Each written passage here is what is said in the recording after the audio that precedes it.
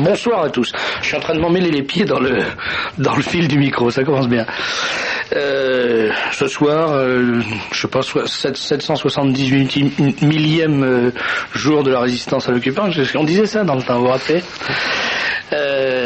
Donc nous recevrons ce soir dans l'émission et dans l'ordre Monsieur André Figueras, écrivain et journaliste, qui viendra nous raconter une petite histoire ponctuelle comme il les connaît et comme il aime à les mettre en scène, avec d'ailleurs beaucoup de talent, je trouve en général, je le dis comme je le pense, une petite, comment on pourrait dire, une petite anecdote, une petite histoire de mœurs politiques. Voilà voilà ce que sont les mœurs politiques aujourd'hui. Ça ne vous surprendra pas, mais enfin, c'est un sujet, c'est édifiant, c'est une anecdote, voilà.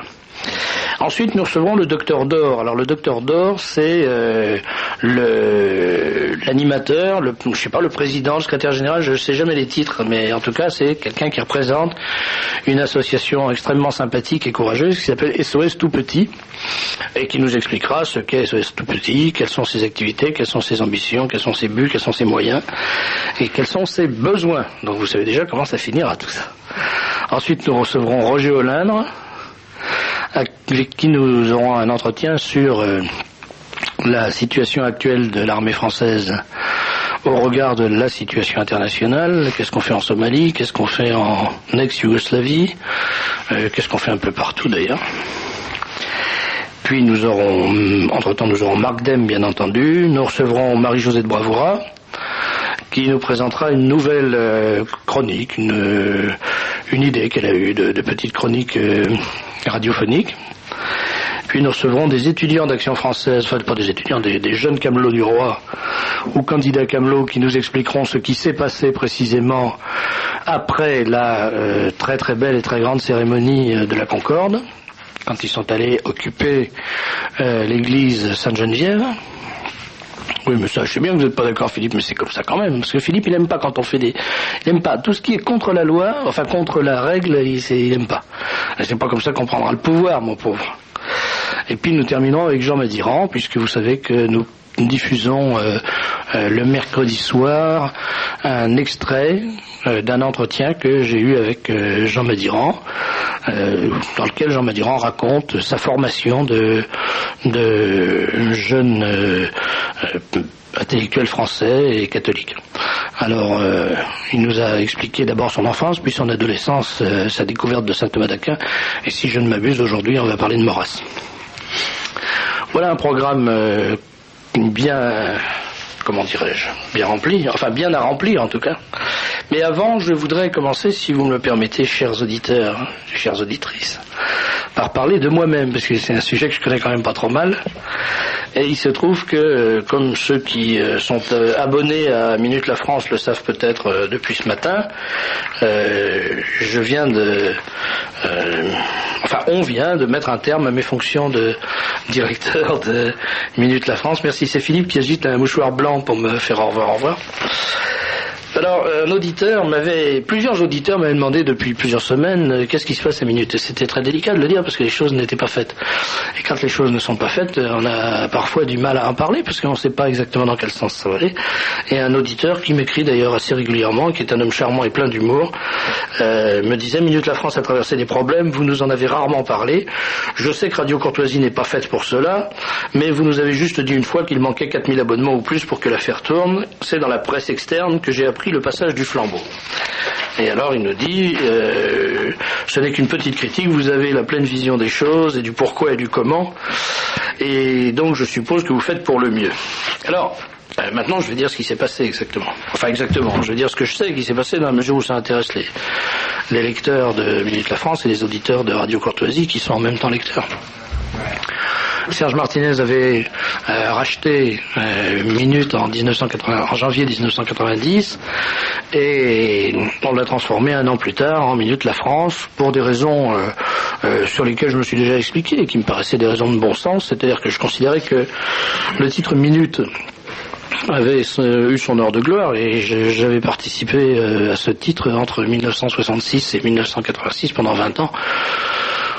Donc je peux dire que je connaissais bien ce titre et que je l'avais soutenu et j'avais été rédacteur en chef aussi du journal. Donc j'avais pas du tout honte du titre, c'est pas ça. Mais enfin, un titre, c'est comme un être humain, c'est comme un être vivant. À partir du moment où des années de calomnie, de diffamation, d'insultes, de procès, de poursuites, on finit par jeter un voile sur ce titre, un voile d'opprobre. Eh bien, le titre n'est pas récupérable, et de plus en plus de gens s'en détachaient, et de moins en moins de gens y venaient. Donc il fallait trouver une solution, et cette solution, c'était de changer le titre pour essayer de faire comprendre que le journal lui-même avait changé, ce qui a été le cas, pas dans son orientation politique, pas dans ses choix éditoriaux, mais dans sa présentation. On est passé à une présentation News Magazine, et puis on est passé à un choix beaucoup plus orienté vers les questions de civilisation, qui était quelque chose...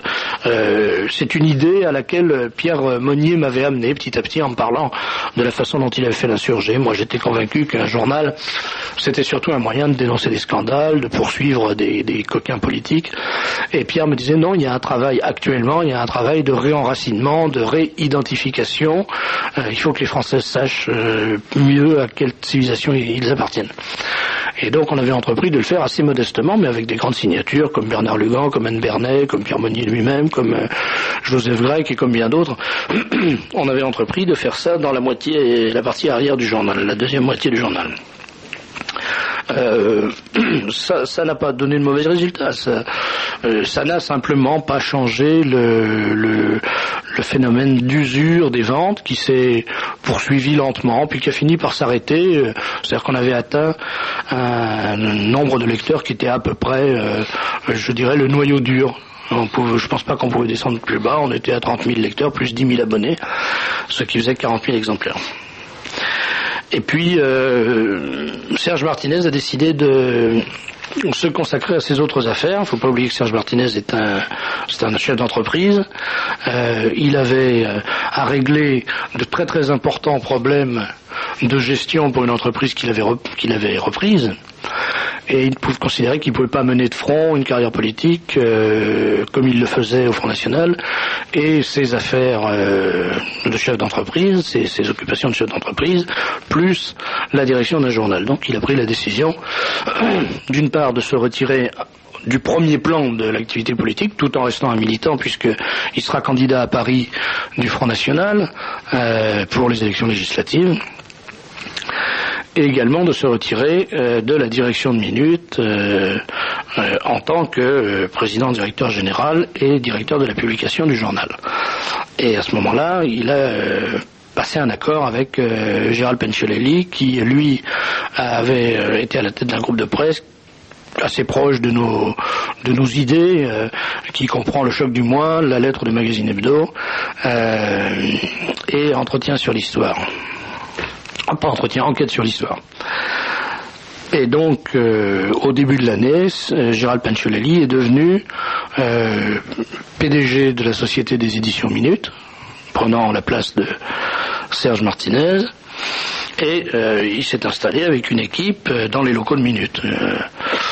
Et il m'a fait savoir qu'il avait l'intention de modifier la présentation du journal et de faire de revenir à l'ancienne formule de Minute. La formule plus populaire, d'un format plus grand, puisque nous on avait le format, ce qu'on appelle le format News Magazine, format 21-29-7. Lui voulait revenir à un format plus grand, au titre Minute, à des gros titres à la une, et privilégier l'information, l'écho, le scandale, la défense des consommateurs, par rapport à ce que j'avais fait, c'est-à-dire la défense d'une certaine tradition culturelle. Et ayant dit, il m'a fait savoir que je n'avais donc plus ma place dans la nouvelle équipe, dans la direction du nouveau Minute. Et donc à partir de ce numéro, le numéro 1607, je cesse d'être directeur de la rédaction de Minute La France. Voilà toute l'affaire.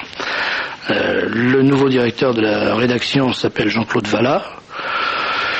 Il était jusqu'à aujourd'hui directeur de la rédaction de la lettre de Magazine Hebdo. Il a été rédacteur en chef de Magazine Hebdo. Il a également collaboré à Valeurs Actuelles. Il a collaboré, si je ne m'abuse, et si je me trompe, j'en demande pardon à l'avance aux intéressés, à Marianne. Il a donc une expérience, une bonne expérience de la presse, et il s'est entouré d'une équipe dans laquelle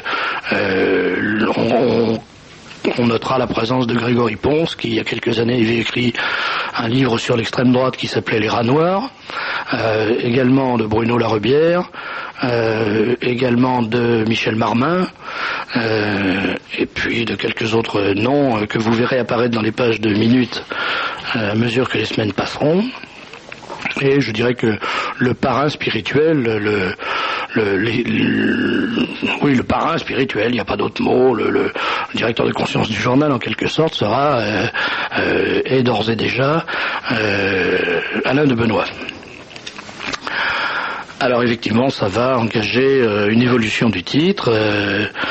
Pour ma part, je n'y serai plus, donc je tiens à le dire aujourd'hui. Mes responsabilités ont pris fin hier soir, hier à minuit en quelque sorte, par signification officielle du nouveau président directeur général. Je crois nonobstant que je continue à croire qu'il y a un travail de défense de notre... Alors, je voudrais dire une autre chose. C'est que... Pourquoi cette situation? Bon, il est évident, je l'ai expliqué, c'est parce que d'une part, Martinez voulait mettre un terme à ses activités qui l'occupait trop par rapport à d'autres affaires d'une importance tout à fait considérable, d'une importance financière et humaine considérable. Et que il ne pouvait pas mener de front ces trois activités. Il y a aussi un problème financier. Non pas que Minutes, contrairement à ce qu'on dit, perdait de l'argent, c'est faux. Minutes ne perdait plus d'argent depuis quelques mois parce que nous avions pris des dispositions pour que le journal ne perde plus d'argent. C'est-à-dire qu'on avait réduit les dépenses au minimum vital. Et on était arrivé à équilibrer les comptes et les ventes suffisaient à contrebalancer les dépenses.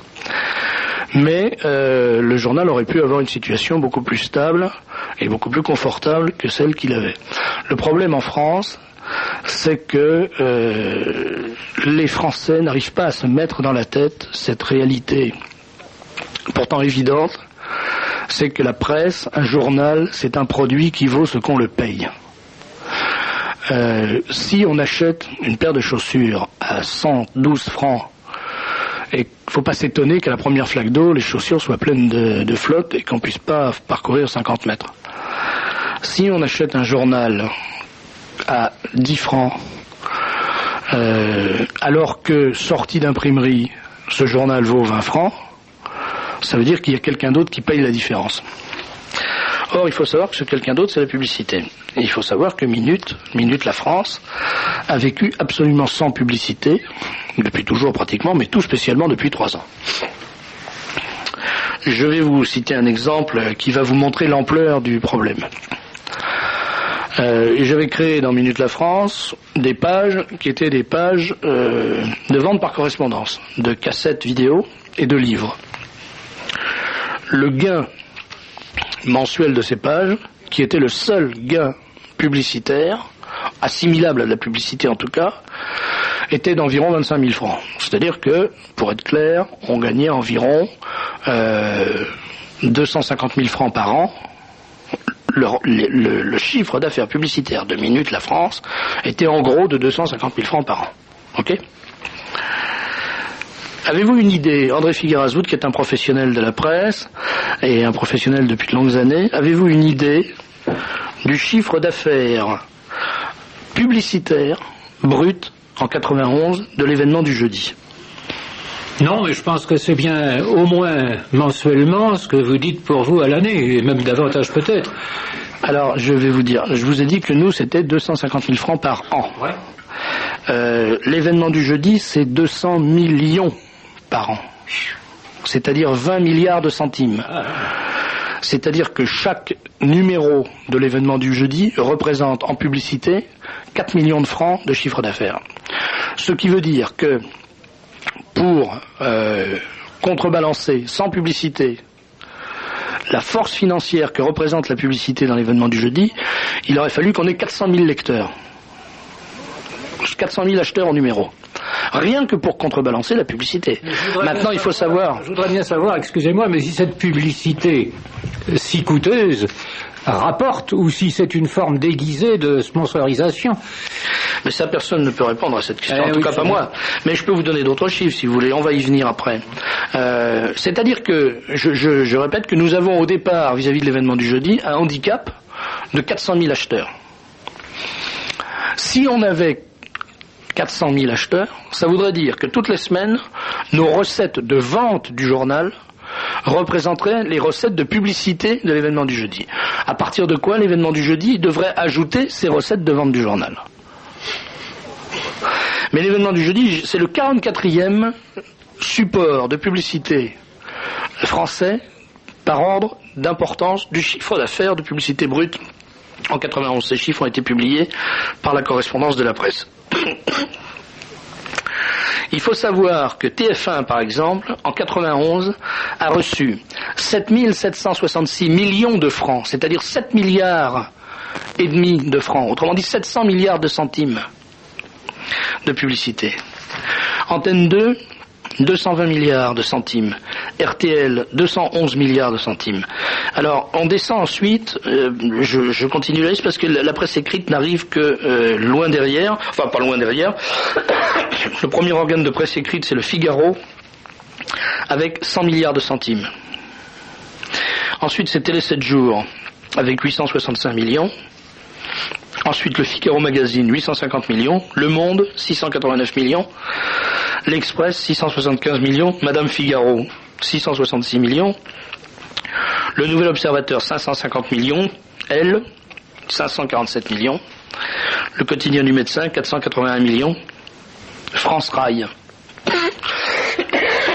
pardon, 441 millions. Vous connaissez France Rail ? Moi non plus.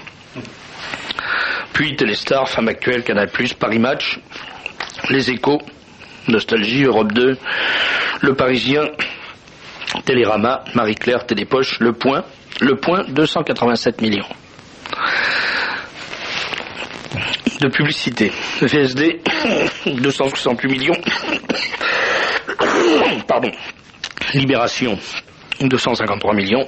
L'Expansion, 253 millions. L'équipe, 236 millions. L'événement du jeudi, 196 millions.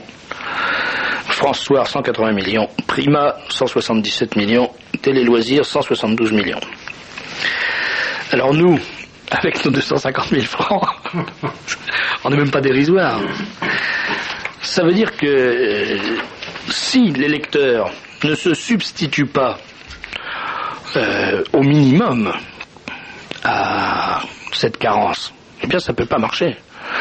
Ça veut dire qu'un journal qui est vendu 20 francs, quand il arrive en kiosque, la publicité l'a déjà payé entièrement. Et l'argent que vous versez pour acheter le journal, c'est du bénéfice net pour le journal en question. C'est de l'argent qui va directement dans ses caisses et qui sert à gagner de l'argent. Tandis que nous, cet argent, il nous sert à payer l'imprimeur, il nous sert à payer les journalistes, il nous sert à payer les locaux, il nous sert à payer tout ça. Donc, on ne peut pas dire qu'on soit à égalité. Alors vous allez me dire, pourquoi n'avez-vous pas de pub ? Eh bien, je vais vous raconter une histoire. Je l'ai peut-être déjà racontée d'ailleurs, mais tant pis, je la raconte encore une fois. Nous n'avons pas de pub parce que la publicité en France est entre les mains d'un lobby. Et ce lobby a donné l'ordre de ne pas nous faire de publicité, de nous donner de publicité. Et quand Serge Martinez a pris la direction générale de Minute la France, enfin de Minute à l'époque qui devait devenir la France, il m'avait dit mais ça c'est parce que vous n'avez jamais fait le nécessaire, moi vous allez voir, je vais arranger ça en 2 coups les gros et vous allez voir que de la publicité on en aura. Moyennant quoi il a loué une péniche sur la Seine et il a donné à bord de cette péniche un cocktail de grande tenue où étaient invités tous les responsables d'achat d'espace, ce qu'on appelle les responsables d'achat d'espace, des agences de publicité et des agences d'achat d'espace de Paris. On a vu arriver les gens et visiblement les centrales d'achat d'espace et les agences avaient envoyé, après tout ils ont aussi le droit de s'amuser, de se goberger, de boire du champagne et de manger du caviar, mais ça n'était pas l'objectif de Martinez, avaient envoyé donc les cyclistes, les sténodactylos, les standardistes et les commis aux écritures,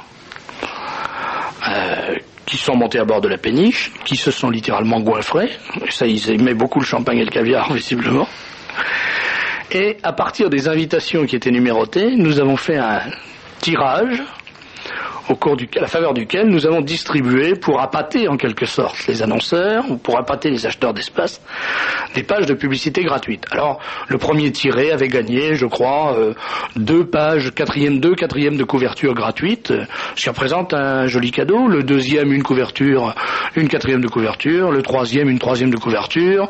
Les autres, 2, une page intérieure, des demi-pages, etc.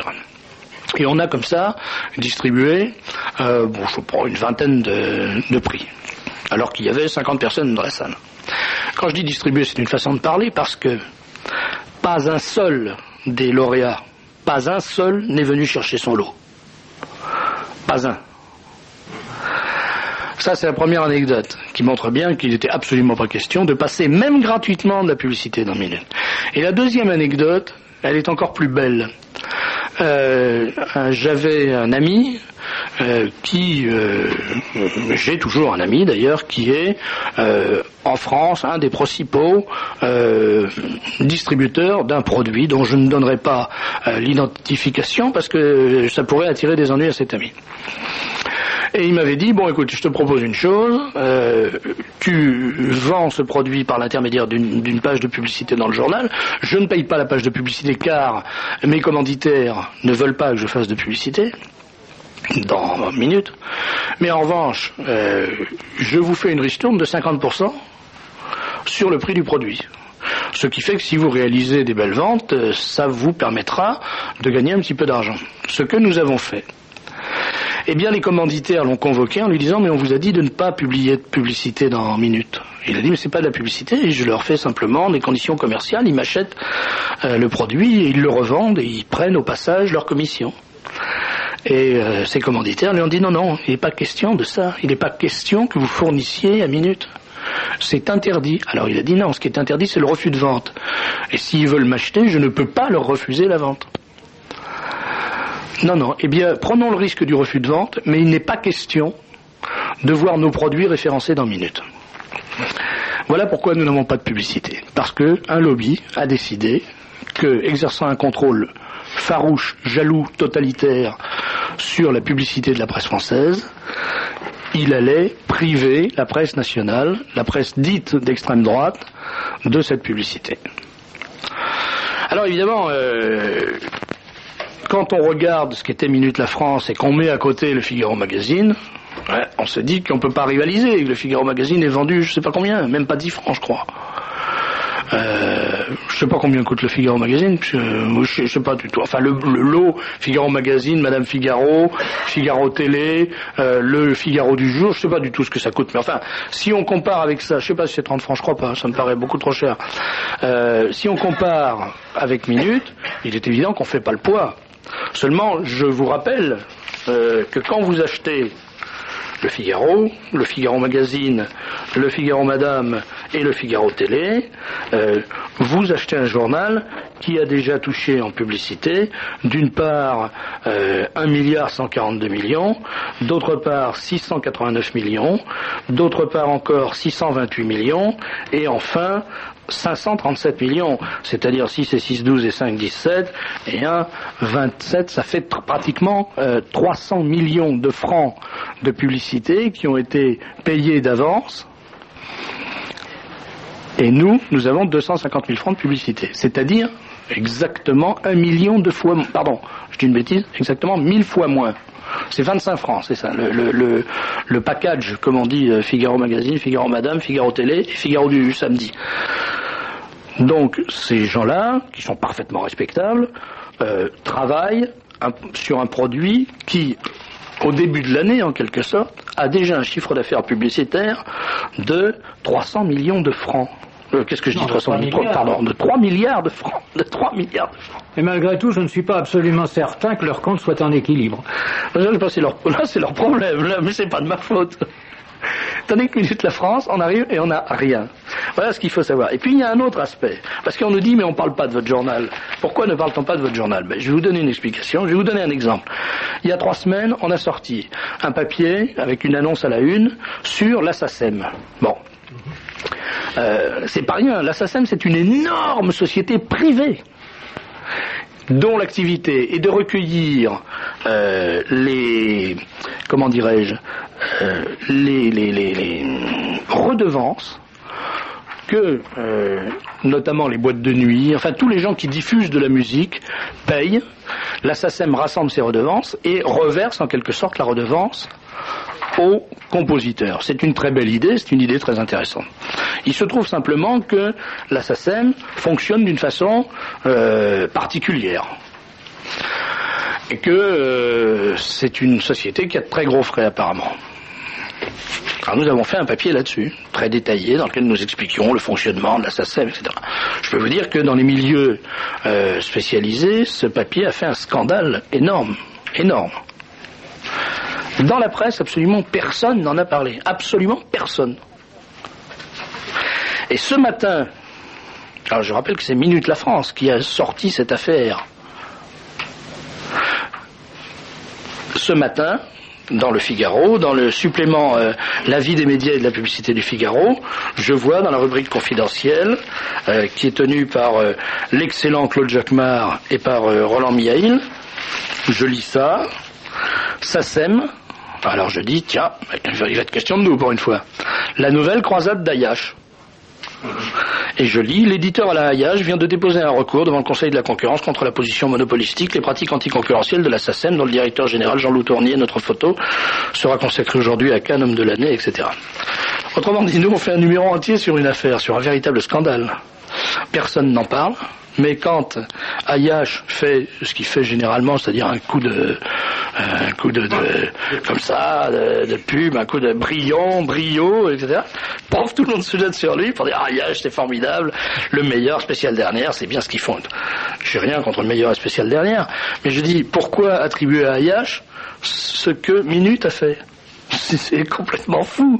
C'est vraiment du boycott volontaire, organisé et assassin. Donc, je ne me plains pas de ça. Je dis que nous sommes en guerre et qu'il est normal que l'ennemi utilise pour nous tuer des armes qui tuent. On ne se bat pas à coups de patates chaudes.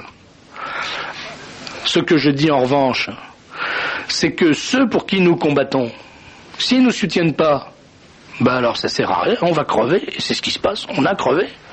J'avais prévenu, si j'avais dit, il nous faut effectivement, parce qu'on avait un plan, j'avais mis au point un plan de sauvegarde du journal, de sauvetage du journal, et qui aurait très bien pu marcher, qui supposait 4000 abonnements supplémentaires. C'était dérisoire. Cette radio, cette émission est écoutée, je sais pas, par des dizaines de milliers de personnes, peut-être par 100 000 personnes, peut-être 200 000, je n'en sais rien. Je connais pas du tout le nombre des auditeurs. Peut-être 30 000, je sais pas. Mais, ce que je sais, c'est que lançant un appel de cette nature, je me disais, normalement, on devrait avoir quelques dizaines d'abonnements, voire même une centaine, peut-être plus. On en a eu 4. Et les gens viennent me voir après en me disant, vous savez, je ne m'abonne pas parce que je préfère acheter Minute au numéro. Ben oui, c'est très bien, seulement c'est de l'argent perdu. Pour nous et pour vous. Parce que si vous achetez Minute au numéro, eh bien vous engraissez les NMPP, et pas le journal. Et nous, ça nous oblige à être présents dans les kiosques. Alors je vais vous donner une explication. Pour être présent dans les kiosques, il faut tirer à 80 000 exemplaires. On a 10 000 abonnés. Donc on tire à 90 000, on sert 10 000 abonnés, il reste 80 000 exemplaires qu'on envoie dans les kiosques. Le prix de fabrication de l'exemplaire, disons pour simplifier, en gros c'est 3 francs. Donc il y a 240 000 francs qui partent dans les kiosques. Sur ces 240 000 francs, il y en a 20 000 ou 30 000, sur ces 80 000 exemplaires, il y en a 30 000 qui sont vendus. 30 000 exemplaires à 10 francs, puisque c'est ce qui nous revient, ça fait 300 000 francs. Autrement dit, on dépense 240 000 francs, pour gagner 300 000 francs, sur lesquels il va falloir reprendre tous les frais supplémentaires de retour d'invendus, etc., etc., ce qui fait qu'on perd de l'argent. Alors j'avais dit, abonnez-vous, au moins on ne perdra pas d'argent, et vous en économiserez, puisque l'abonnement de 500 francs vous permet d'avoir 50 numéros à 20 francs. Donc c'est exactement moitié prix. Eh bien, ça n'a pas marché. Alors je ne fais pas de reproche, je dis simplement, ça veut dire que nos concitoyens ne comprennent pas une chose, qui est une évidence pourtant, mais qu'ils ne veulent pas se mettre dans la tête, c'est qu'un journal est un produit commercial. quand on achète un journal, on achète ce qu'on paye. Et on a ce qu'on a payé. Vous ne pouvez pas espérer avoir un journal honnête quand il est vendu à la moitié de son prix. Ça veut dire que vous n'achetez pas un journal, vous achetez quelque chose qui appartient à quelqu'un d'autre. Le journal appartient à celui qui l'a payé, c'est-à-dire aux annonceurs. Et ça veut dire que quand un annonceur dit à un directeur de journal « Je ne veux pas que vous publiiez telle information parce qu'elle me gêne », le directeur du journal dira « Moi, vous comprenez, je préfère tromper mes lecteurs que me fâcher avec mes annonceurs, parce que mes lecteurs, d'abord, ils ne sauront jamais que je les ai trompés, tandis que l'annonceur, et il continuera à m'acheter, tandis que l'annonceur, il saura très bien que je me suis fâché avec lui, et il cessera de publier de la publicité chez nous. » C'est ainsi, par exemple, je crois que j'ai aussi raconté cette anecdote, que un grand hebdomadaire d'images français avait publié une photo de Jean-Marie Le Pen, dans laquelle, pour une fois, on lui avait pas mis des moustaches et une mèche. Et un des plus principaux annonceurs de ce journal a dit au directeur de cet hebdomadaire « Eh bien, monsieur, en publiant cette photo, vous venez de perdre 7 milliards, 70 millions de francs. Parce que j'avais prévu un budget de publicité sur votre journal de 70 millions de francs, mais comme vous faites de la publicité à Le Pen, moi je retire mon fric. » Eh bien, là, quelque temps après, quand il a été question de publier dans cet hebdomadaire les photos du mariage d'une des filles de Jean-Marie Le Pen, le directeur de l'hebdomadaire a dit « Il n'en est pas question. Je ne croyais quand même pas que je vais publier des photos qui vont me coûter du fric en publicité. » Alors ça n'a aucune importance. On peut parfaitement vivre jusqu'à la fin de ses jours sans avoir vu dans cet hebdomadaire d'images les photos du mariage d'une des filles de Jean-Marie Le Pen. Moi, personnellement, je crois que j'y survivrai. Mais le principe est là. Ça veut dire que c'est l'annonceur qui commande, qui décide et qui dit « Non, ça vous ne le publierez pas, et ça vous allez le publier. » Alors, dans ces conditions-là, il ne faut pas s'étonner de voir dans toute la presse les mêmes informations répétées. Il ne faut pas s'étonner de voir que toute la presse est unanime pour dire que le grand homme de l'année, c'est M. Kouchner, que tout le monde adore l'abbé Pierre, que tout le monde trouve Anne Sinclair extraordinaire, que Mme Simone Veil est pratiquement Minerve et Jeanne d'Arc réincarnée. Il ne faut pas s'étonner. Parce que les mots d'ordre, ils tombent comme ça. On dit, monsieur, je suis, moi, le propriétaire de votre journal. Parce que je suis désolé, quand on donne 1 milliard de publicité par an à un journal, on est le propriétaire du journal. Parce que si à la fin de l'année, on dit l'année prochaine le milliard, vous l'aurez pas, eh bien le journal est mort. Et moi, j'ai toujours su que dans la presse, il y avait un principe fondamental qui était « qui paye commande ». Alors nous, à Minute, c'était nos lecteurs qui payaient, mais pas assez, hélas. D'autres journaux, c'est l'annonceur qui paye. Quand vous achetez chez journaux, vous n'avez pas l'opinion des journalistes, vous avez l'opinion des annonceurs. Et comme ces annonceurs ne sont même pas eux-mêmes directement en prise avec le journal, mais agissent par l'intermédiaire de centrales d'achat d'espace qui appartiennent à 3 ou 4 personnes en France, pas plus. Il y a au maximum en France 10 personnes qui contrôlent la totalité du marché publicitaire de la presse, c'est-à-dire des chiffres d'affaires qui sont gigantesques. Je vous ai donné les montants tout à l'heure, mais si vous faites le total entre les 50 premiers, le total des 50 premiers journaux, je vous ai dit que le premier c'était TF1 avec 7 milliards 766 millions 400 000 francs de publicité par an pour l'année 91. Et le dernier des 50 c'est Télé Loisirs avec 172 millions 700 000 francs. Vous faites le total, c'est absolument phénoménal le fric que ça représente. Et c'est contrôlé par une main de personne, 2 mains de personne. Alors le pouvoir de ces gens-là, de qui le tiennent-ils?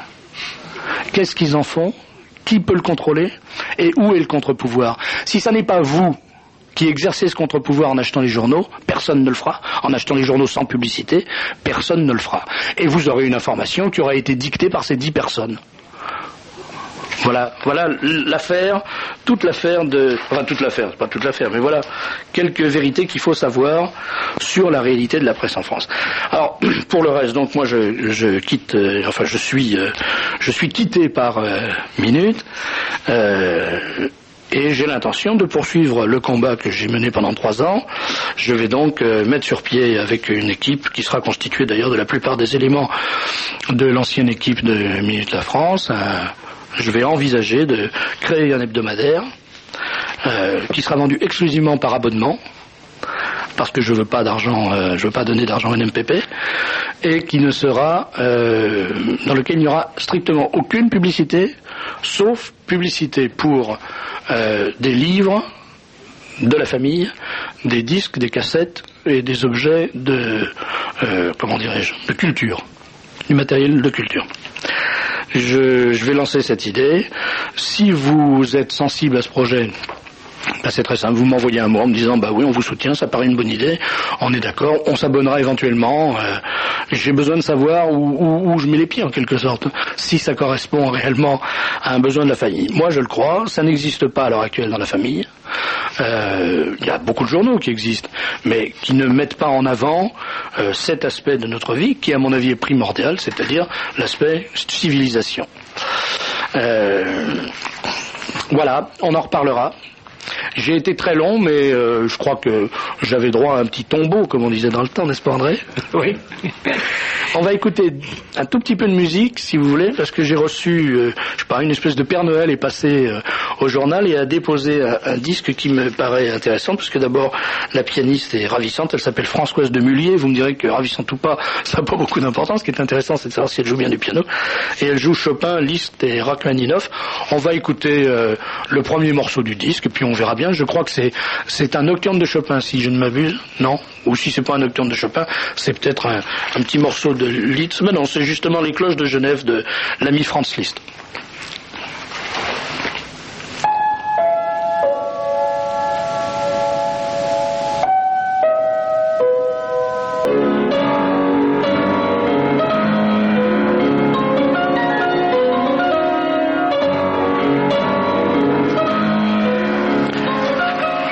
Voilà, c'était un court extrait des cloches de Genève de Franz Liszt.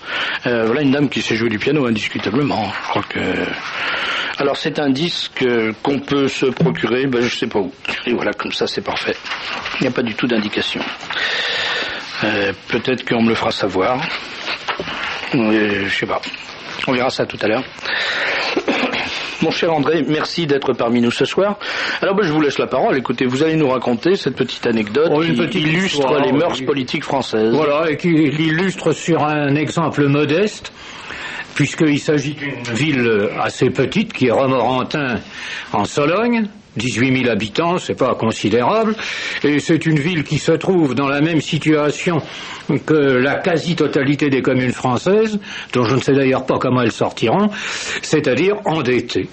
Puisqu'à la fin 91, l'endettement de Romorantin était de 117 millions, ce qui représentait par habitant, compris les enfants au maillot et les vieillards à l'hospice, 6 433 francs de dette proprement dite et 3 260 francs de garantie d'emprunt. C'est-à-dire que chaque habitant de Romorantin, les 18 000 habitants de Romorantin, doivent chacun 1 million de centimes. Cette situation étant très difficile, la Caisse des dépôts, qui est le grand créancier des villes, avait proposé en janvier 87 un rééchelonnement de cette dette.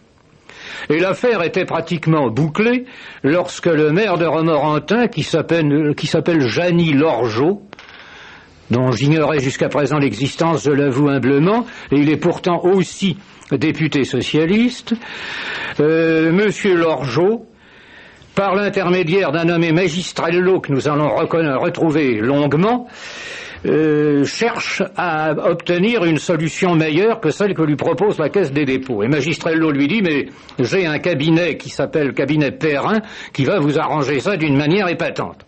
Alors, le maire de Romorantin charge le cabinet Perrin de revoir la question de la dette et au bout de peu de temps, le cabinet Perrin revient en lui disant, voilà, je vous ai réglé votre affaire. Il lui apporte un projet qui est exactement ce que la Caisse des dépôts avait déjà proposé. Il n'y a aucun changement.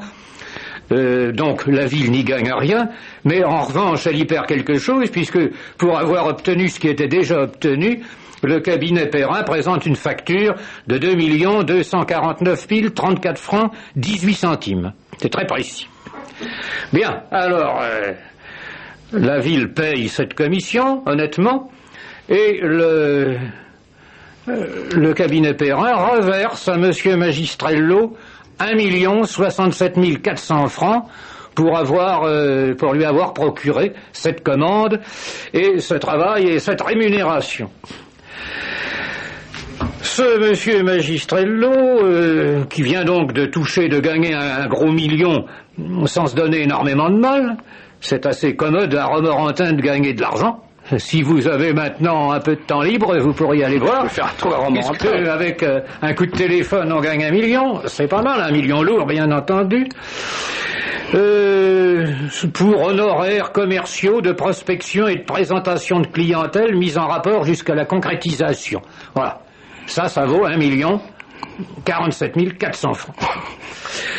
Alors, une fois cette même Roger, qui en a vu d'autres, il est quand même un peu éberlué. Une fois cette belle affaire réglée, monsieur Charles Magistrello va pas en rester là, et il dit au maire, eh bien, moi, je vais construire un bel hôtel à Romorantin, vous avez pas assez d'hôtels, Romorantin est au centre d'une région de chasse, on va faire un autre. Finement mais seulement, j'ai pas un rond pour faire l'hôtel, alors il faut que j'emprunte.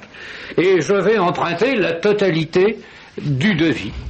Ou je vais emprunter même un peu plus, parce que, pour être sûr, il emprunte 201 millions, je crois, quelque chose comme ça. Ce qui est très rare qu'on emprunte la totalité d'une somme. En général, on a déjà quelque chose, ce qui donne un peu plus confiance aux prêteurs. Ce qui va donner confiance à certains prêteurs extérieurs, c'est que la ville de Romorantin accepte de se porter garante pour le maximum qu'elle a le droit de faire, c'est-à-dire la moitié de la somme. En l'occurrence, environ 12 millions. Elle donne sa garantie à une banque suisse qui veut bien prêter. Mais il reste l'autre somme équivalente, et les autres prêteurs disent c'est très gentil, mais il y a la garantie de la ville pour la moitié, mais pour notre moitié à nous, il nous faut une créance hypothécaire. Alors, la créance hypothécaire ne pouvant pas porter sur la totalité du prêt, puisque ce prêt recouvre la totalité des frais, la ville de Romorantin renonce à prendre une hypothèque. Bien. Cependant, Magistrello, qui a obtenu ce prêt alors que sa société n'est même pas encore immatriculée au tribunal de commerce, au registre du commerce, il va tout de même donner encore une hypothèque sur son futur hôtel à un autre prêteur de façon à obtenir des crédits pour faire un autre hôtel ailleurs. Bien. Mais son hôtel va se construire, il va déjà verser, à son tour, il va reverser 355 800 francs au cabinet Perrin comme commission d'apport d'affaires et pour présentation des compétences locales. Alors c'est lui qui venait de toucher 1 million pour avoir présenté le maire au cabinet Perrin. Maintenant il redonne 355 000 francs au cabinet Perrin pour lui avoir présenté les compétences locales. Enfin voyez l'embrouille. Bien. Et tout ça, toujours avant l'enregistrement. Vous connaissez cette musique? Vous connaissez ça? Non. C'est une jolie chanson qui s'appelle L'Arnaque. Ah oui. Ça n'a rien à voir d'ailleurs, mais enfin. Oui, ce que je me rappelle, c'est que Pagnol avait écrit Topaz autrefois, et il y aurait de nombreuses occasions de ressortir cette pièce. Oui. Alors, pour construire l'hôtel, monsieur Magistrello a besoin d'informations et d'études. Et il va payer 6 600 000 francs de frais d'études à des sociétés dont il est le gérant. Toujours sur la somme qui lui a été prêtée. Et voilà, d'autre part, alors la construction proprement dite de l'hôtel coûte 10 millions, c'est-à-dire que l'hôtel revient, avec toutes les études qui ont été nécessaires, parce que ça devait être très compliqué, à 16 600 000 francs. Et puis cet hôtel, une fois ouvert, il ne voit pas venir beaucoup de clients, parce que Romorantin est une ville très sympathique, c'est même joli, mais c'est pas un grand centre de tourisme, de sorte que l'hôtel ne marche pas. Et que monsieur Magistrello, en décembre 90, va déposer d'un seul coup le bilan des 17 sociétés dont il est gérant, et dont certaines viennent de recevoir des honoraires de frais d'études. Alors, l'hôtel, le fameux hôtel ferme, et naturellement, les créanciers le mettent en vente aux enchères pour essayer de récupérer leur argent, puisque ceux qui ont une hypothèque notamment. Et l'hôtel qui a coûté, avec les frais d'études, 16 600 000 francs, et finalement être jugé 3,5 millions. Ce qui fait que la ville, elle ne verra rien du tout de sa garantie, car naturellement le créancier suisse lui a dit « Vous voudrez bien maintenant honorer votre garantie, puisqu'il n'y a plus d'argent. » Donc il a fallu que les 12 millions qu'elle avait garantis, elle les rembourse. Si vous y ajoutez les 2 millions et quelques qu'elle avait payés au cabinet Perrin pour faire rééchelonner une dette qu'il était déjà, ça fait à peu près 15 millions qui sont partis dans la nature. Alors, je suppose qu'ils n'ont pas été perdus pour tout le monde, mais je ne sais pas pour qui ils ont été gagnés. Et ne croyez pas que ce racontant, j'invente ou que je prête l'oreille à des rumeurs malveillantes, tout ceci je l'ai trouvé dans un rapport signé Pascal Duchadeuil. Qui est Pascal Duchadeuil? C'est un conseiller référendaire à la Cour des comptes qui est président de la Chambre des comptes de la région Centre. Par conséquent, le document, qui est daté du 26 novembre 92, est irréfutable. Et il m'a été apporté, parce que je dois dire les choses comme elles sont, il m'a été apporté par un monsieur Richard, qui est conseiller municipal de Milancet. Milancet est une toute petite commune rurale aux environs de Romorantin. Et ce monsieur Richard a décidé de faire à l'égard du nommé Lorgeau ce qu'un monsieur Dominici a fait à l'égard de monsieur Boucheron à Angoulême, et il vient de saisir le doyen des juges d'instruction de Blois, le 8 janvier dernier, d'une plainte contre le maire de Romorantin pour dilapidation de fonds publics. Et pourquoi m'a-t-il apporté à moi ce dossier et raconter cette affaire? Eh bien, c'est parce que, je ne sais pas si je crois vous l'avoir dit, je suis président de la Fédération nationale des contribuables, dont je précise au passage que le secrétariat est 262 rue Mandron à Bordeaux, si on veut joindre. Et je pense qu'en effet, il y a une remarque à faire, c'est que dans cette histoire, il y a eu manifestement enrichissement sans cause. Je ne veux pas savoir de qui, mais étant donné que ces sommes ont passé de cette manière, il y a évidemment eu enrichissement sans cause. Il y a eu très probablement aussi évasion d'impôts. Or, autant que je sache, on n'a pas vu les services fiscaux surgir, se manifester. Je crois que dans ce même département de Loir-et-Cher, on a récemment expulsé et vendu une malheureuse vieille épicière qui tenait pas très bien la comptabilité de ses cacahuètes. Bon, on n'a pas vendu l'épicière. Non, la pauvre femme. La pauvre épicière. Mais non, mais ça s'appelle, ça se dit en langage juridique, vendre quelqu'un. Mais je vous taquine. C'est-à-dire vendre, c'est bien. Alors cette pauvre vieille femme, on l'a mise à la porte de chez elle. Et puis, alors qu'elle offrait le café tous les jours, malencontreusement à l'inspectrice qui venait faire ses comptes, et il est probable que l'inspectrice a dû compter que ces tasses de café n'étaient pas entrées dans la comptabilité, qu'elle aurait dû payer de la TVA sur elle-même. Vous savez comment ça se goupille. Alors, il y a donc là, évidemment, une fois de plus, une carence des services fiscaux que je retrouve en de très nombreuses occasions dans tous les scandales. C'est ou bien la police judiciaire, les services financiers de la police judiciaire, ou bien la magistrature qui sortent toutes ces affaires, ou bien des gens privés comme M. Dominici et M. Richard qui prennent l'initiative d'une plainte, mais les services fiscaux qui devraient essentiellement se dire, mais enfin, comment ces gens-là manipulent-ils tant d'argent, et d'où ça vient, les services fiscaux n'ont pas l'air de s'y intéresser. Ils s'intéressent encore une fois aux petits épiciers, aux petits vétérinaires, aux pauvres gens, et ils laissent tranquilles tous ces coquins qui foisonnent. Voilà, je voulais simplement donc, sans m'attarder davantage, parce que je crois que l'affaire est assez éloquente par elle-même, sans avoir besoin qu'on la commente longuement. On n'appelle aucun commentaire, non, elle se suffit largement. Elle est un exemple. Voilà. Un exemple de plus, alors je ne sais pas si elle aura effectivement une suite. Dans ce cas-là, la Fédération des contribuables pourrait envisager de se porter partie civile, puisque les contribuables ont évidemment été lésés dans l'affaire. Voilà. Alors la Fédération des contribuables, c'est 262 rue Mandrin. Mandron, M-A-N-D-R-O-N. Ça aurait été plus drôle si ça avait été rue Mandrin. 262 rue Mandron à Bordeaux. 33 000 Bordeaux, oui, c'est ça. 33 000. Merci André Figueras. Merci à le tome 2 de vos mémoires. Eh bien, le tome 2 est en cours de rédaction. Je vais parler de beaucoup de questions de presse. Je vais parler de questions, oui, beaucoup de choses. Ce sera d'autres personnages que ceux qui sont apparus dans le premier tome, évidemment. Je parlerai aussi un peu... Ah oui, je voudrais tout de même vous dire qu'on m'a beaucoup fait remarquer, beaucoup de gens s'attendaient à ce que dans ce premier volume, je parle de la résistance. J'en ai pas parlé, je vais parler de choses plus récentes. Là, je vais y revenir, non pas du tout pour me faire moucher ni me faire prendre pour un héros, que je n'ai point été. Je vais simplement raconter 3 ou 4 fois où j'ai mis mes jours en danger pour sauver des juifs, avec toutes les précisions nécessaires afin qu'on me foute la paix. Au revoir. Merci André, et bonne soirée. Voilà, moi j'aime bien quand André Figueras vient, parce que d'abord il a une voix, il a une présence, puis il a une façon de raconter les histoires. Il aurait fait un conteur extraordinaire il y a un siècle, on serait mis au coin du feu, on l'aurait écouté, d'ailleurs il le fait toujours, mais là on n'est plus au coin du feu, on est autour du micro. Alors, je remercie tous les auditeurs qui ont téléphoné pour témoigner leur sympathie, c'est très très gentil. Et alors il y a quelques questions. Alors une auditrice dit, je rappelle que Radio Courtoisie ne vit que des cotisations de ses auditeurs et non pas de publicité et que ça lui permet de rester libre. C'est une auditrice. Si ça avait été un auditeur, j'aurais dit c'est Jean Ferré.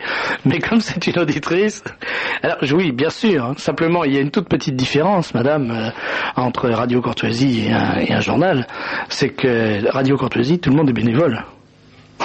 C'est tout, il n'y a pas de salaire à verser.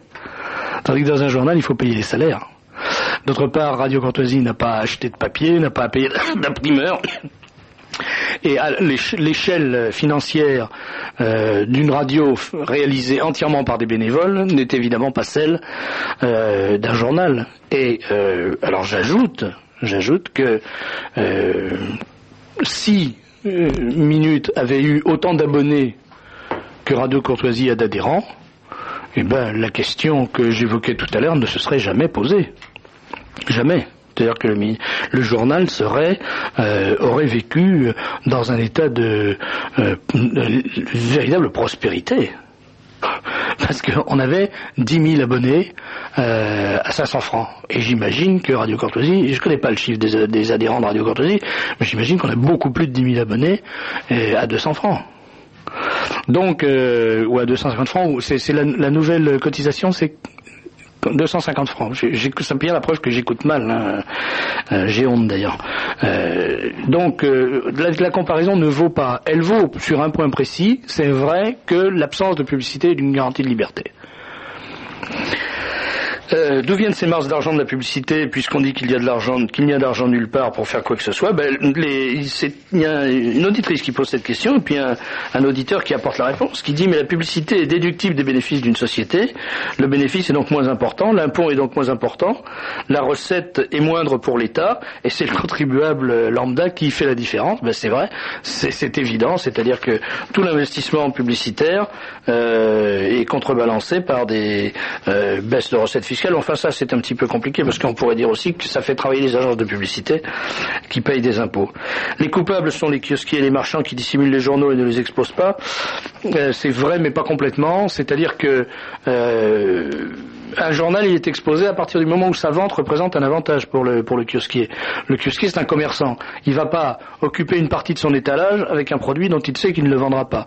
Et quand il reçoit 2 ou 3 exemplaires de Minute la France parce que on n'a pas les moyens de faire mieux, il va pas faire un tas de 2 ou 3 exemplaires, donc il le met quelque part derrière son comptoir et il faut que les gens le demandent.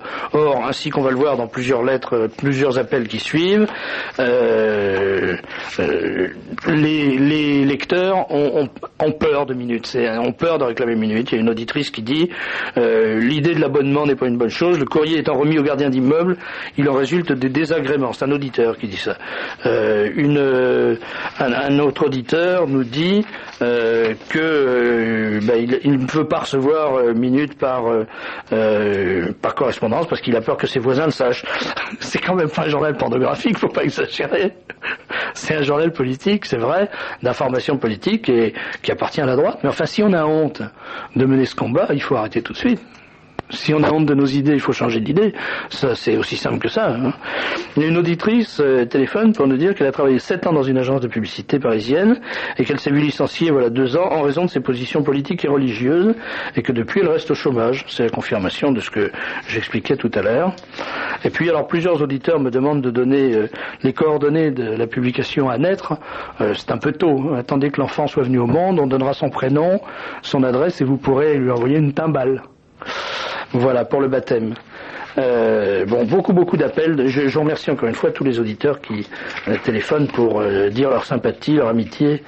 Et ça fait plaisir.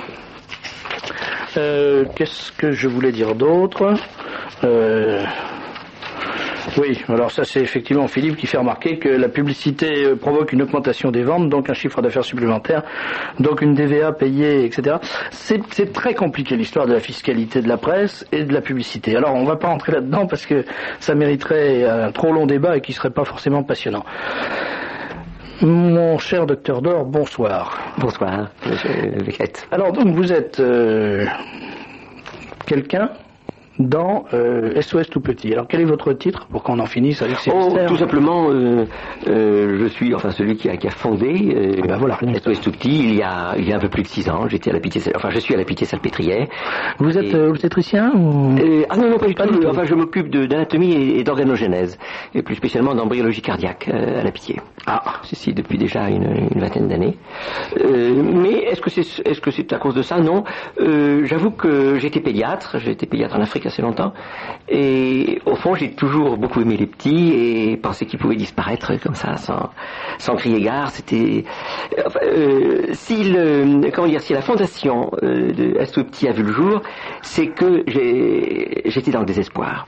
Le désespoir de quoi? Un petit peu au fond ce dont vous parliez tout à l'heure, à savoir que il y avait sur cette disparition des petits un silence quasi tombale, digne d'une pierre tombale, et un peu comme on voudrait mettre la presse qui nous soutient sous le boisseau, à l'écart. Eh bien voilà, on a voulu faire un peu parler de nous et être un petit peu la voix des petits qui disparaissaient sans les traces. Alors quelle est l'histoire de la naissance de SOS Tout Petit? Alors donc on a eu cette idée, et j'avoue que depuis un certain temps je pensais, d'ailleurs je regrette d'avoir commencé si tard. On a commencé finalement en fin octobre 86, c'est déjà un petit peu vieux, mais on aurait pu commencer plus tôt. La loi de Veil est de 75, et je me souviens de garçons et de filles très courageux du MJCF qui avaient occupé, je crois me rappeler, est-ce que c'était en janvier-février, ils avaient occupé l'Hôtel-Dieu, le centre d'avortement de l'Hôtel-Dieu, à côté de la préfecture de police. Et ils avaient été sortis avec perte et fracas, ils étaient plus ou moins attachés, je ne sais pas. Et parmi ces personnes, il y avait une jeune femme que j'ai connue après, une jeune femme charmante, d'ailleurs la femme des chirurgiens, qui avait ceci de particulier, c'est qu'elle avait une très grande natte. Et alors elle nous a dit, vous savez, cette natte a une histoire. Quand on a fait sa connaissance, cette natte a une histoire parce qu'on a tiré par la natte. elle a franchi les couloirs, tiré par les policiers par sa natte. Et donc, si vous voulez, cette idée d'occuper les centres d'avortement nous avait été donnée donc par les garçons et filles du MJCF qui ont dû faire ça 1 ou 2 fois. J'avoue que je ne me souviens pas exactement. Et puis aussi donc ce silence oppressant, et puis évidemment ce goût, cet amour finalement que nous avions pour ces petits innocents. Et donc nous avons cherché à nous entourer de différentes personnes, et ce n'est pas facile de commencer. Finalement, une jeune femme nous a rejoint, elle était très courageuse, une infirmière, Françoise Robin. Elle avait résisté à endormir elle travaillait en clinique à Bagnolet, dans le lieu de Paris, et elle avait refusé un beau jour d'endormir des femmes qui subissaient un avortement. Alors ça fait un esclandre, elle a eu une quarantaine épouvantable. Quand elle arrivait dans le service, on lui lançait des brancards dans les jambes, personne ne lui parlait. Elle était au bord de la dépression, ça a duré 2 mois. Alors elle a été très courageuse, elle a tenu, très aidée religieusement, elle priait beaucoup, elle a été très soutenue par le clergé, très courageuse. Finalement, alors il y a eu l'histoire de procès, et finalement elle a fini par gagner un procès. Elle a été licenciée avec une très belle prime de licenciement.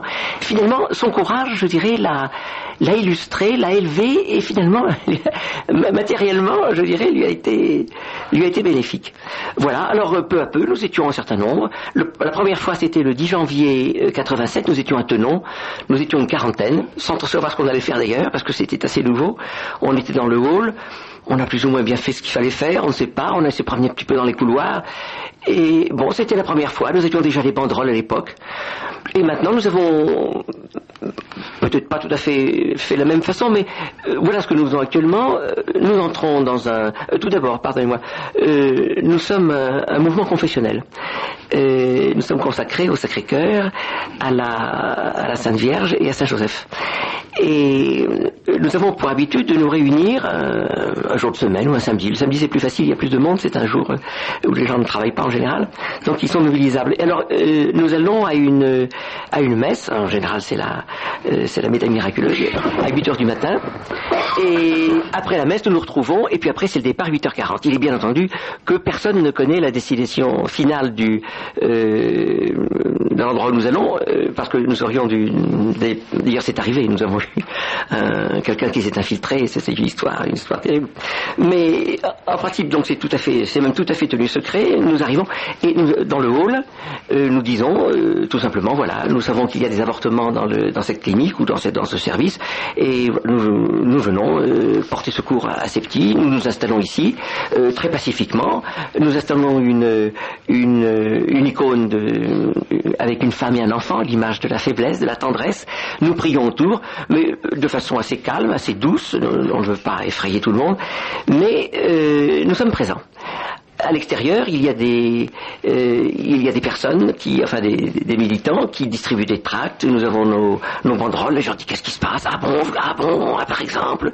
Ah, je ne savais pas. Alors souvent, ce sont d'ailleurs des réflexions sympathiques. Alors on raconte un petit peu ce que nous essayons de faire. Et voilà. Donc vous voyez que nous sommes très pacifiques, que nous sommes confessionnels, nous sommes tous catholiques. Ce qui n'empêcherait pas d'ailleurs des protestants de venir.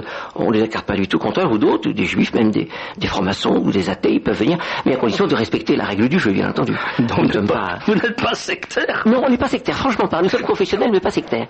Ça, franchement pas. C'est une façon de répondre à une auditrice qui vous pose une question que je vous transmets. Pourquoi, lors de vos prestations télévisées, acceptez-vous toujours de répondre... Pardon, je lis mal.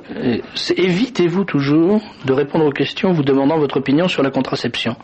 Non, jamais. Non, je lis, le mot est très mal écrit, alors on peut lire soit accepter, soit éviter. Alors c'est peut-être quand même acceptez-vous de répondre aux questions? Nous n'évitons pas du tout le débat. Notre grand problème, c'est l'avortement, bien entendu. Mais la contraception, nous avons toujours pensé que c'est tricher. La contraception, avec les pilules, le moyen chimique, nous pensons que c'est tricher.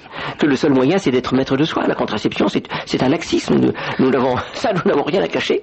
Alors, et cette éditrice ajoute, l'avortement n'est pas une question de morale, mais d'ordre public, et la lutte pour la vie ne saurait être considérée comme la propriété d'une poignée de catholiques intégristes. Alors j'ajouterais que c'est pas les catholiques intégristes, parce que le pape lui-même est contre l'avortement, et pour autant que je sache, sauf changement récent, peut-être cet après-midi, mais j'ai pas été informé, le pape n'est pas intégriste. Alors, je voudrais dire ceci. L'avortement est un crime. De quelque façon qu'on le considère, c'est un crime. Ça, je dirais, personne finalement ne peut refuser ça. Parce que même ceux qui disent que l'embryon n'est pas vraiment un être humain, tout ça, je pose cette question à ces personnes qui disent l'embryon n'est pas un être humain ou ce n'est pas une personne. Mais je dirais, si ce n'est pas un être humain, mais pourquoi avorter? Pourquoi prendre tant de peine? Pourquoi prendre le RU? Pourquoi aller dans les... Si c'est un petit papillon, un crustacé, mais je vois pas pourquoi prendre tant de... Vous voyez? Enfin, c'est un crime. Pourquoi? Parce que c'est un être humain, que cet être humain est à l'image de Dieu, n'est-ce pas? Et doit être respecté. Et nous pensons que une loi qui permet de tuer un petit est une loi criminelle. Mais ça, la loi Veil, c'est un droit au crime. Docteur Dor, cette auditrice vous répétera ce qu'elle vient de vous dire. C'est-à-dire que quand vous dites l'embryon est un être humain, jusque là, on n'est pas du tout obligé d'être croyant pour vous suivre, mais quand vous dites il est à l'image de Dieu, c'est bien une déclaration qui est dictée par votre foi catholique. Oui, c'est vrai. Mais comment dire, il y a aussi le plan naturel. Je dirais, comment une mère, n'est-ce pas, ça rappelle un peu Marie-Antoinette, j'en rappelle à toutes les mères. Une mère qui considère que moins que rien le petit qu'elle abrite en elle, n'est-ce pas, je dirais, est-ce que c'est encore une mère? Est-ce qu'elle mérite ce nom-là, même sur le plan naturel? Alors sur le plan naturel, a fortiori, quand l'homme est fait pour la divinité, ça lui donne évidemment une élévation encore plus grande. Mais déjà sur le plan naturel, il a, je dirais, un prestige, une dignité très grande. N'est-ce pas? Et alors on dit quelquefois, mais ce sont l'avortement, c'est une affaire personnelle, mais c'est une erreur complète. Là, enfin, il faut s'entendre. Personnel, bien entendu, il y a une personne qui est intéressée, et d'abord le petit bonhomme. Ensuite, c'est la mère qui l'abrite, mais c'est aussi le père qui est là pour moitié. Et puis c'est aussi la grand-mère. Moi, je me souviens avoir distribué des tracts dans la rue et avoir donné des tracts contre l'avortement. La femme s'en est aperçue, une femme qui n'était pas toute jeune, et personne n'arrivait à l'arrêter. Elle criait, ils ont tué mon petit-fils, ils ont tué mon petit-fils. Alors non seulement il y a la détresse reste des mères, des pères, mais encore des grands-parents. Et puis la société. On peut compter que depuis la loi Veil, il y a environ 6 millions de morts. Il n'y a pas de crime plus important, de massacre plus important dans l'histoire de France que celui de l'avortement. Depuis 1975, on a tué environ 6 millions d'enfants. Mais vous me direz, ce chiffre n'est pas exact, parce que on compte actuellement 170 000 à peu près, 180 000 par an, bon an, mal an, enfin si je puis dire, 150 000 depuis, je crois que les statistiques les plus fiables peut-être remontent à, je veux dire des bêtises, peut-être vers 78, tout ça. Enfin, on arrive à un total peut-être environ de 2 à 3 millions de... Là, alors certains, parce qu'ils ont été recensés, mais on sait très bien que les avortements sont beaucoup plus importants que ceux qui sont recensés. Ce sont ceux qui font les avortements nous le disent eux-mêmes. Ils font des curetages, alors ça passe sous le nom de curetage, c'est très facile. Je me souviens, nous étions dans une clinique, nous étions à Belfond, clinique de Belfond. Et là, on nous avait dit, un homme qui faisait l'avortement, oh, c'est de l'ordre de 600 000 par an. Peut-être c'était allé un peu fort. Actuellement, nous parlons actuellement, 600 000 par an. Faites le compte depuis. Donc je dirais, jamais on a autant tué. Jamais. Et alors, une chose que je voudrais dire, peut-être la plus importante de ce que je pourrais dire ici. Une chose dont je n'avais pas conscience, pourtant on se bat contre l'avortement depuis un certain temps. Je l'en crois, enfin, maintenant j'en crois mes yeux parce que je l'ai digéré, je l'ai lu il y a environ 5-6 mois. C'est une citation tirée du planning familial, l'édition, et c'est un bulletin du planning familial de juin 78, qui dit ceci. Alors là, c'est très intéressant parce qu'il ne s'agit pas de nous, de notre opinion, mais de l'opinion de nos adversaires. Et c'est ceci. La loi la loi, c'est en gros ceci, je ne trahis pas l'esprit de la chose, j'ai le texte sous les yeux, mais c'est en gros ceci, je ne lis pas très bien donc j'ai de la peine, mais je ne trahis pas l'esprit du texte en disant, la loi permettant la contraception et l'interruption de grossesse n'a été permise ni pour des raisons malthusiennes, comprenez démographiques, ni pour des raisons malthusiennes, ni pour améliorer l'état sanitaire, incroyable, c'est-à-dire pour apporter un soutien à la femme, pour l'aider à faire un désastre, parce qu'elle va se tringler, elle va avoir un tétanos post-abortum, un septicémie perfringens, une embolie gazeuse, bon, elle va faire l'horreur, ça, quelquefois on sait, elle est prête à tout. Donc je reprends, si la loi permettant la contraception ou l'interruption volontaire de grossesse, la loi n'a pas été faite pour des raisons malthusiennes, ni pour améliorer l'état sanitaire, mais alors tenez-vous bien, mais pour modifier des comportements traditionnels. Et tout est là.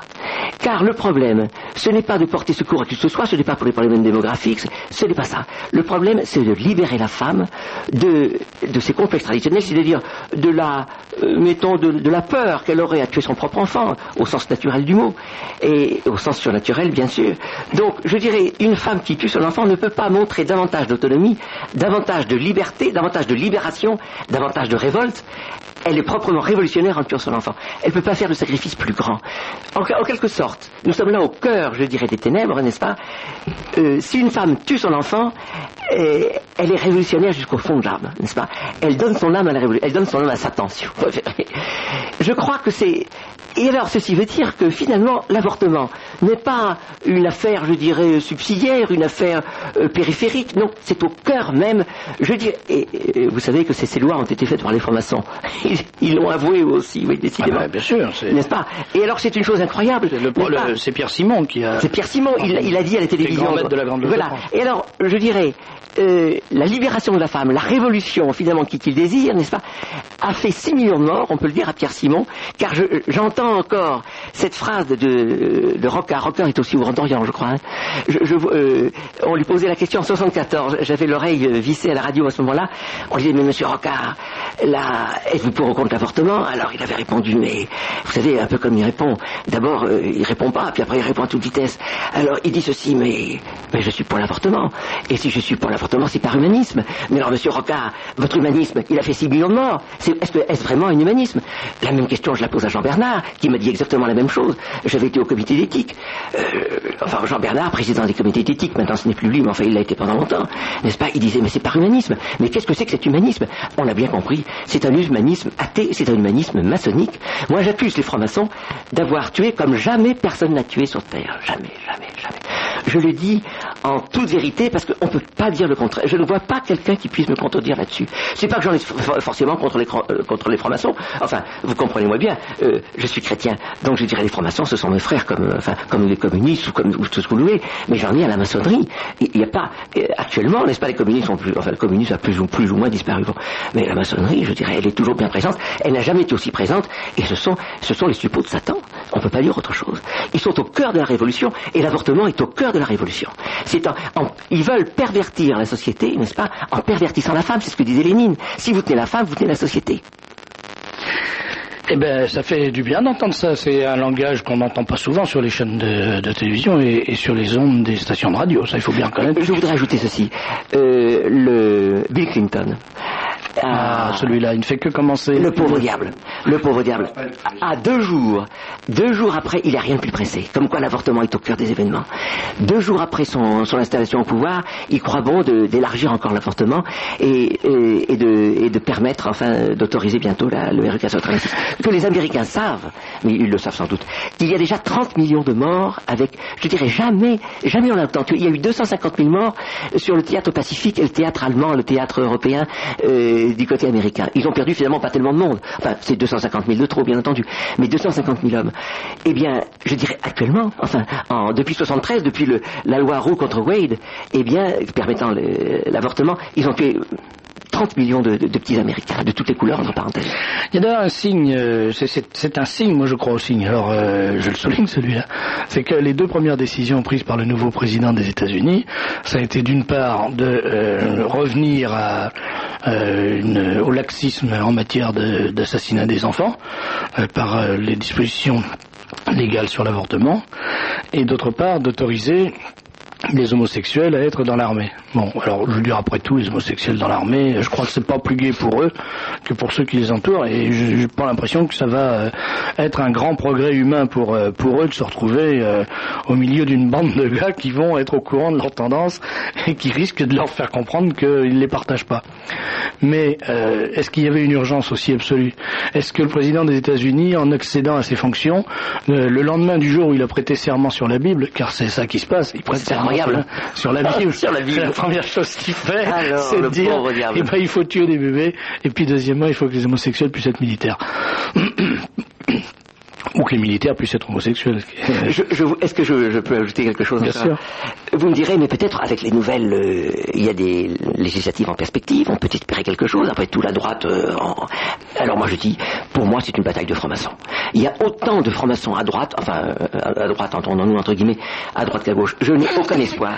C'est Giscard d'Estaing qui a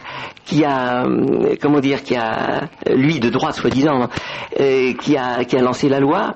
Je voudrais aussi dire autre chose. Rien de plus régulier que la loi Veil. Rien de plus régulier. Et ceci m'amène, en 2 mots, je ne voudrais pas être trop long, sur la Déclaration des droits de l'homme.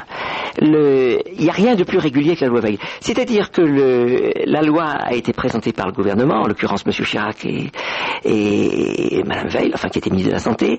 Elle a été largement votée par le président, par la Chambre, par le Sénat, ensuite acceptée par le président. Rien de plus régulier. Alors vous me direz, mais quelque chose ne va pas. Quand on tue tant de personnes, quand une loi le permet, je dirais, nous avons pas 6 millions de morts légaux, il y en a 3 millions. Mais le massacre est tout à fait légal, rien de plus illégal que le massacre de nos enfants. Il est même remboursé, je dirais même. Madame Roudy nous a fait cette fleur, n'est-ce pas? Elle fleurit le massacre, elle rembourse le massacre. Bon, eh bien... je dirais, mais alors, où est la paille? Quelque chose qui ne va pas? Eh bien, chercher l'article 6 ou l'article 3. Moi, je me souviens ici même, j'avoue que j'en étais extrêmement, je buvais ces paroles. Il y avait ici Arnaud Delassus. Il parlait de l'article 3 et de l'article 6 des droits de l'homme. Et l'article 3, tout principe de souveraineté réside seulement dans la nation. Mais les choses sont encore plus claires avec l'article 6. Je parle de la constitution de la Déclaration des droits de l'homme des citoyens de 1789. Eh bien, l'article 6, c'est ceci. La loi est l'expression de la volonté générale. Donc, je dirais la loi Veil, c'est la fille des droits de l'homme. C'est la fille directe des droits de l'homme. Alors, je dirais que quelque chose ne va pas dans les droits de l'homme. Naturellement, c'est la charte des francs-maçons. Quand vous cherchez à savoir ce que disent les francs-maçons, lisez bien le texte de l'article 6 notamment. Et alors, une petite remarque aussi, vous me direz, bon, ça c'était de 89, mais maintenant, nous avons une déclaration des droits de l'homme tout à fait à la page, effectivement. Et il y en a une, c'est la plus récente, c'est de 1948, celle de l'ONU, qui a été votée très largement à New York en décembre 48, c'est ça. Et alors là, lisez bien l'article 21, l'alinéa 3, je l'ai relu, eh bien vous lirez ceci, tout à fait comme l'article 6, la volonté du peuple est le fondement de l'autorité des pouvoirs civils. C'est-à-dire que on revient toujours au même problème, n'est-ce pas? C'est Rousseau, c'est la volonté générale, c'est-à-dire la volonté générale, celle qu'on fait évidemment, celle que on a l'habilité de faire dire, n'est-ce pas, aux marionnettes finalement, mais la coulisse, évidemment, ce sont les francs-maçons et des gens qui pensent comme eux. Alors, il y a une question quand même qui est posée par plusieurs auditeurs, c'est la question de cette fameuse loi créant un délit d'entrave à l'avortement, qui a été votée récemment. Enfin, alors, qu'en pensez-vous? Comment réagissez-vous? Alors évidemment, je dirais, ça fait un peu sourire. Parce que ça fait un peu grotesque. Je ne sais pas si vous... Enfin, moi j'appartiens au ministère, parce que je suis fonctionnaire, j'appartiens au ministère de la Santé de la Santé et de l'Action humanitaire. Et c'est assez cocasse, incroyable, de penser que ce double ministère, en quelque sorte, eh bien, assure, je crois avoir fait le compte, 66% des avortements officiels. C'est-à-dire que quand 170 000 enfants périssent chaque année en France, officiels, à peu près, 170 000 à 80 000, eh bien 66% de cela, c'est-à-dire environ 120 000, faites le compte, eh bien c'est l'État lui-même, c'est l'action, je ne sais pas si c'est la santé ou si c'est l'action humanitaire qui l'assure, mais en tout cas, ce sont les services publics. Je dirais c'est un peu fort le café. Et comment dire, on a parlé de droit d'ingérence. Je ne sais pas si on a tellement de droit d'ingérence, mais on parle aussi d'assistance à personne en danger. Mais je dirais c'est ce que nous faisons. Nous le faisons de façon très pacifique, on n'a jamais égorgé personne. Un jour à Orléans, nous étions au centre hospitalier d'Orléans, et il y avait le sous-directeur qui était là, et avec un petit sourire il nous dit mais au fond vous êtes des terroristes. Alors il y avait un militant qui était à côté de moi, qui a sorti son chapelet et qui a dit voilà nos armes. Et puis on lui a dit mais alors où sont vraiment les terroristes? Est-ce que ce sont ceux qui ont des armes, enfin qui ont ces armes-là, ou bien ce sont ceux qui les tuent, n'est-ce pas, ou ceux qui viennent défendre ceux qu'on tue? Où sont les vrais terroristes? On peut se poser la question. Nous sommes là comme assistance à personne en danger. On est en face de ce que je répète pratiquement tous les mercredis soirs à ce micro, c'est le grappin. À partir du moment où on a l'inversion de la vérité, c'est la signature du grappin.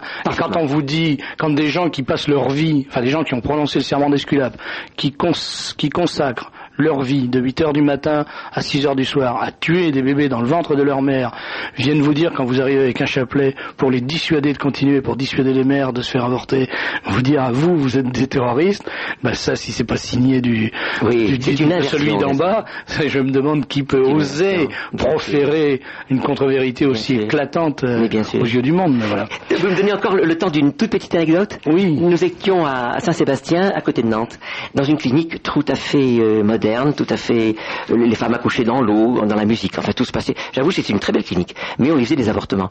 Et nous étions, enfin le directeur nous avait entraînés dans un hall. Ils faisaient dans l'eau les avortements aussi. Ça, je ne sais pas vraiment. On n'a pas osé demander tout ça. C'est ça qui est effrayant, vous comprenez, parce que les mêmes qui disent il faut faire naître le bébé dans une atmosphère particulière pour pas qu'il soit traumatisé par le choc de la naissance, c'est ce qu'on nous explique. Alors on fait des accouchements dans l'eau. D'ailleurs, il y a des noyades. C'est arrivé il n'y a pas très longtemps. Ben oui, bien sûr.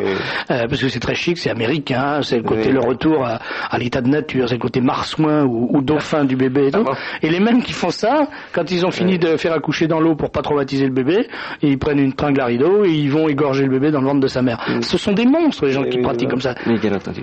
Et alors justement, vous allez voir, la suite, c'est que le directeur nous réunit, on était tous un peu tendus, il y a toujours une atmosphère un peu tendue, le directeur était tout pâle, et puis à un moment il nous dit, et je vous assure, j'ai pu vous assurer que je reçois des lettres de femmes qui se disent heureuses d'avoir avorté.